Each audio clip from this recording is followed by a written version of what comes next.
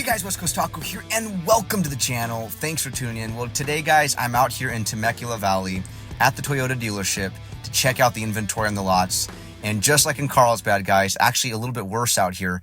$68,000 for a baseline TRD off-road with a almost $17,000 accessory package. We're talking, space lift here, some tires, wheels, and some paint protection. Guys, how people are affording these vehicles, how people are paying this amount of money for them, blows my mind. The moment you sign papers, in my opinion, you are upside down so hard on these trucks. It's mind-blowing. But, to each their own. I'm going to be doing a video here probably in the next week or so about the financing and how it all works so you guys can better understand of just how much money this is costing you when it comes to insurance, interest, all of that. But today, guys, we're going to go over the powertrain platform. And honestly, that is the biggest complaint I'm seeing on these comments from the viewers, from you guys, from people like myself. People are just having not a good time adjusting to these turbocharged hybrid platforms. And I think the reason people are so upset about them, and you guys can correct me if I'm mistaken, but speaking from someone who comes from a long line of Toyotas, I've had multiple generations in my family drive Toyotas. I drive Toyotas. My sister drives Toyota. My parents, my grandparents, my great-grandparents, everybody in my family, for the most part, has driven Toyotas for so long. And I think where people are becoming very frustrated at is we no longer have an option to get a Tundra, a 4Runner, a Tacoma that is not turbocharged.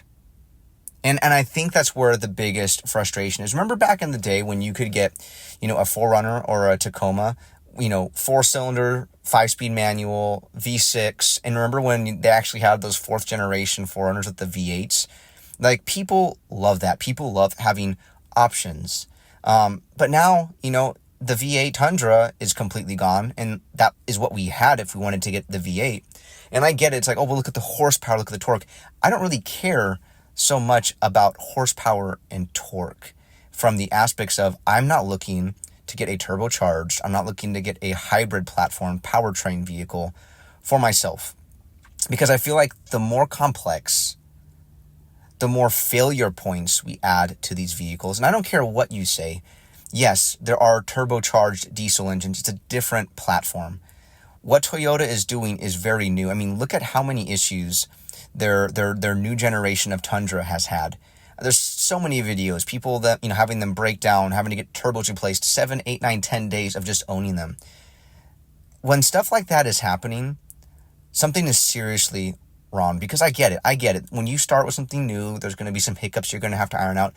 Toyota, in my opinion, perfected their powertrain platforms in the early to mid 2000s. They perfected them. And I feel like now they're having to adjust and change things. And I understand emissions regulations, but I think there's more to it than just that. Because look at the Nissan Frontier. They're still using the naturally aspirated engines. But for me, guys, what comes to mind when I look at this is I just see we are receiving less options, less ability to choose what we want. And with the complexity of the hybrid and the turbos, you're losing the ability to actually work on your own vehicles, which in return means you have to now bring them into a dealership or find a mechanic specializing in that type of mechanic work. Or you have to eventually just come to a point where you no longer keep your vehicles for 10, 15, 20, 30 years, and you have to trade them in every 3 to 5 years because of the issues you begin to have with them. And I think that might play a part into what Toyota is doing. And I get it. Toyota, I love Toyota. Toyota has always been known for creating great, reliable, dependable vehicles. But the big part of that is that they always had been known. And I feel like now there's really no way they can stand behind these products and say they're as reliable as they've ever been. Because that's just not the case. And I think we all know that. I'm not looking to buy a new vehicle every couple of years. I'm not. And then you look at these price tags you're paying, you're upside down. So when you go to trade it in, you're going to be even further in the hole.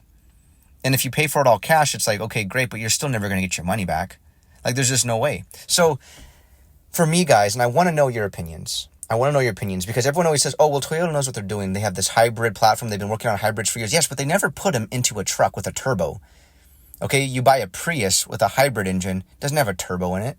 You buy a Camry, hybrid. I get it. But guess what? They're not the same platforms that people are looking to get, and they're not being used in the same way that you're looking to use a Tundra, a Tacoma, and a 4Runner. And yes, a lot of people drive them to work, but a lot of people use them to drive them to work, and they use them on the weekends, and they use them for Home Depot runs, and they use them to go off-roading, and they use them to go out to the desert. They use them for everything. And that's why people cherish them so much, is because the vehicle becomes a part of their life, and it's something their kids experience, it's something they experience and their loved ones. And that's why the Toyota family, the people that have grown to love these vehicles, is so awesome, because it's a lifestyle. But guys, I feel that is right now the biggest problem.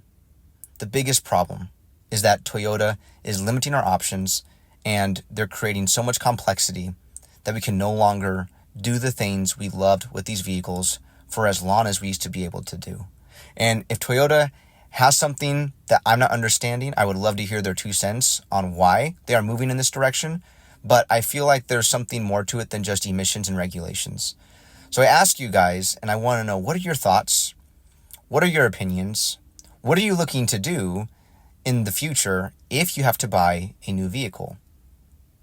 And is this platform as reliable as Toyota says it is? Are we overreacting? Let me know.